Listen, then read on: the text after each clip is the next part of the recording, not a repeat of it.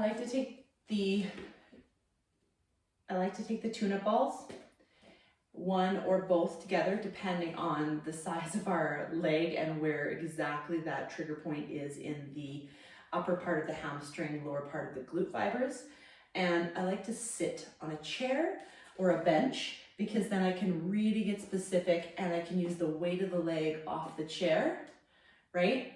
Internally and externally rotating, getting some movement into that trigger point where it needs to be. I can also use my hands to give a little bit more compression if I need. I can use my breath. So we're taking that trigger point, the ball, placing it onto that spot where your NKT therapist told you, right? And I can feel, I'm going to give it that number, okay? From 1 to 10. And I'm going to hang out for a second. I'm going to contract that hamstring. So I'm just going to squeeze that leg back. Make sure it doesn't cramp. So just kind of keep the ankle relaxed and just go into that contraction with ease, but you don't want to contract it so hard that it cramps up on you. You want to kind of keep it at that fine line between too much. And then you're going to relax, contract the quads, so the opposing muscle group.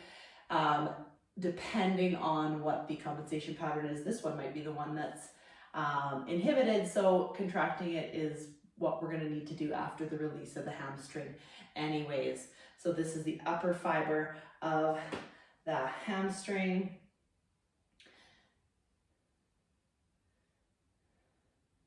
And again, 2 minutes or until you feel that release. I find a little spot right here. I'm just going to hold with my body nice and strong and straight, inhaling through my nose, taking that air all the way down, and exhaling until I feel a release.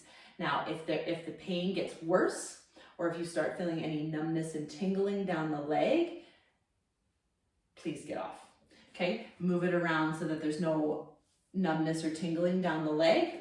And that's why the importance of holding it for, only 2 minutes. So that we know we have a threshold is if that trigger point doesn't go away in at least 2 minutes, try again later. And it's just the consistent effort of doing those trigger point therapy that will give you the more results versus thinking that we're going to fix a compensation pattern that we've had forever in a day, okay? That's why it's like 1 to 2 weeks, doing it diligently, and making sure that we're, just listening to our body through the process, because we don't want anything to be irritated or facilitating things that don't need to be facilitated while we're trying to release muscles. So very important to listen to our body. If you have any questions, you definitely know where to get a hold of me. Comment below. I will make sure that I get back to any questions that you have.